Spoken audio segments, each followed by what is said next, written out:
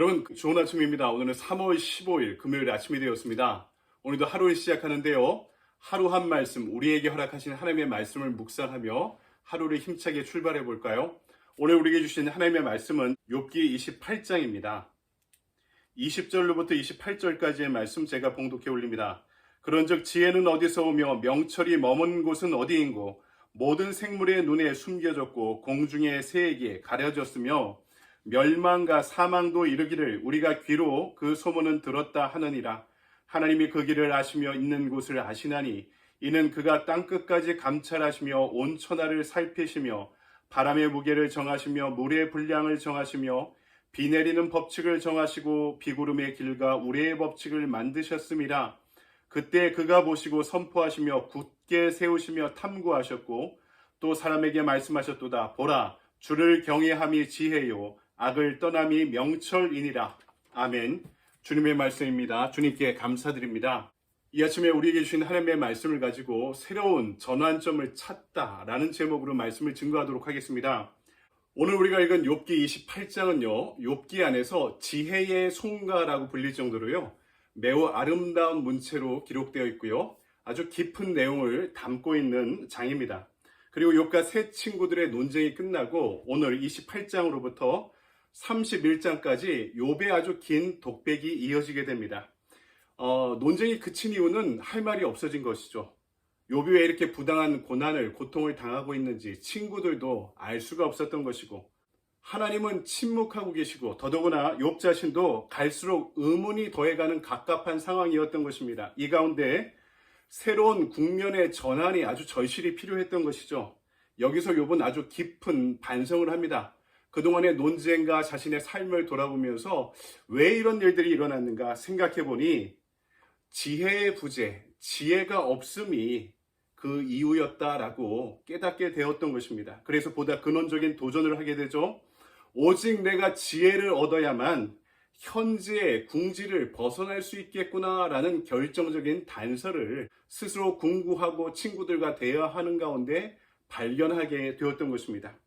그렇다면 그 지혜를 어떻게 찾아야 될까요? 욥은 금은 보석을 땅에서 캐어내고 사고 팔듯이 지혜를 그렇게 찾고 사고 팔 수 없는 것임을 분명히 합니다. 그러면서 결론적으로 지혜를 찾는 길은 위로 하나님을 경외하는 것, 그리고 수평적으로 사회적으로 이 시대의 악으로부터 피하는 것만이 지혜를 찾을 수 있는 유일한 길이다라고 결론을 짓게 되었던 것입니다. 오늘 말씀 먼저 지혜를 찾는 것이 너무나 어렵다는 사실을 욥이 아주 간곡한 문체로 전하고 있습니다. 우리가 읽은 욥기 28장을 보면은 깜짝 놀라게 됩니다. 이 고대 근동 지방의 고대 사회에도 광산을 캐는 일이 있었던 모양입니다. 땅을 깊게 파고 들어가 보석을 캐낸다는 것은 그만한 기술이 있다는 것이죠.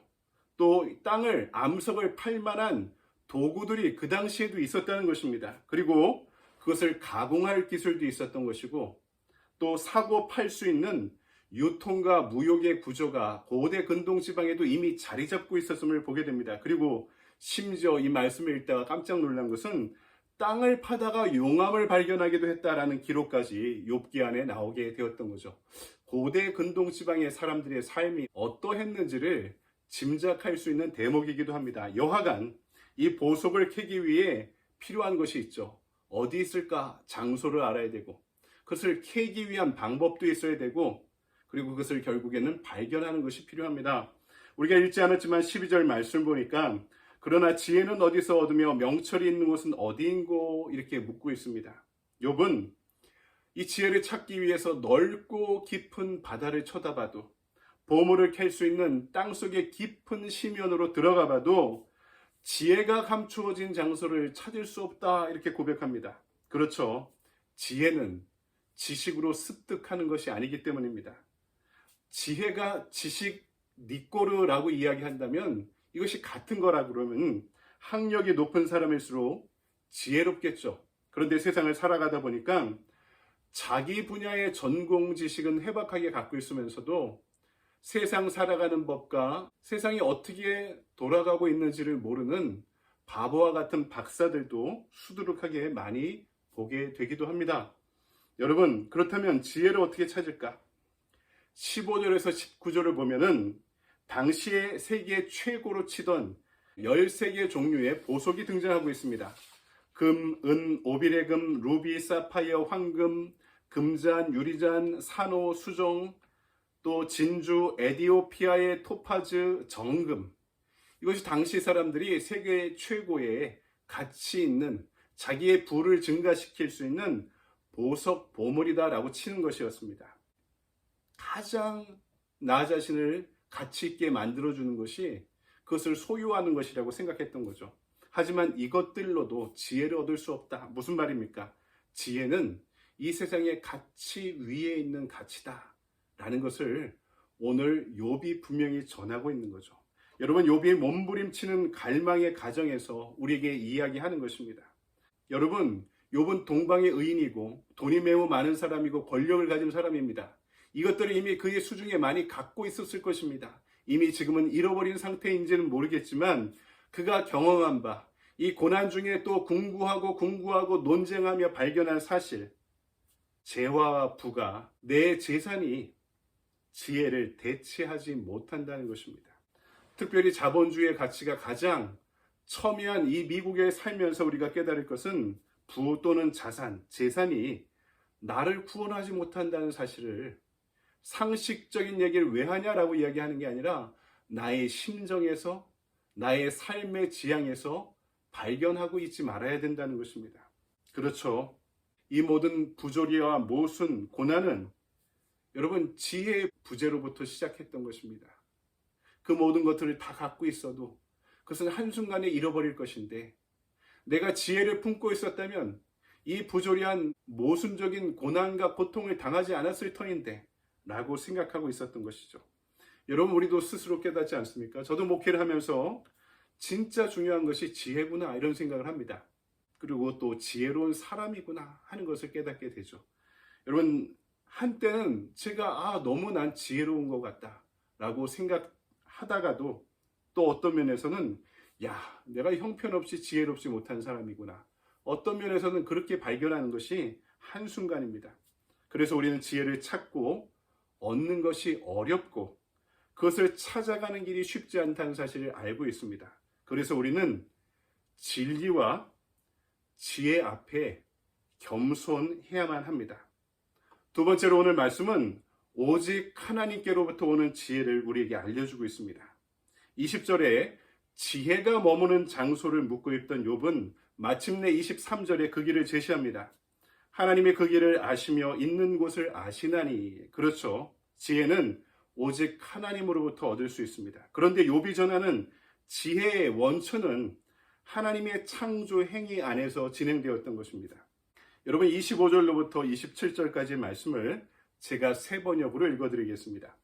그분께서 저울로 바람의 강약을 달아보시던 그때에, 물의 분량을 달아보시던 그때에, 비가 내리는 규칙을 세우시던 그때에, 천둥 번개가 치는 길을 정하시던 그때에, 바로 그때에 그분께서 지혜를 보시고 지혜를 칭찬하시고 지혜를 든든하게 세우시고 지혜를 시험해 보셨다. 바람의 강약을 달아보시고 물의 분량을 달아보시고 비가 내리는 규칙을 세우시고 천둥 번개 치는 방법을 정하시던 그 창조의 현장에서, 즉 하나님이 우주 만물을 창조하시는 과정에서 지혜도 함께 내려주셨다라는 것입니다. 마치 요한복음 1장을 이렇게 시작하죠. 태초에 말씀이 계셨다. 그리고 그 말씀은 하나님이셨다. 여기서 말씀이라는 헬라어 단어를 로고스라고 합니다. 이 로고스라는 단어는 말씀이란 뜻도 갖고 있지만 지혜란 뜻도 갖고 있는 것이죠. 그러니까 하나님이 태초를 창조하실 때 말씀이 있었다. 하나님의 지혜가 함께 창조를 진행했고 이 창조 세계 안에 하나님의 지혜가 스며들어 있다. 그것을 또한 우리에게 주셨다는 뜻이기도 합니다.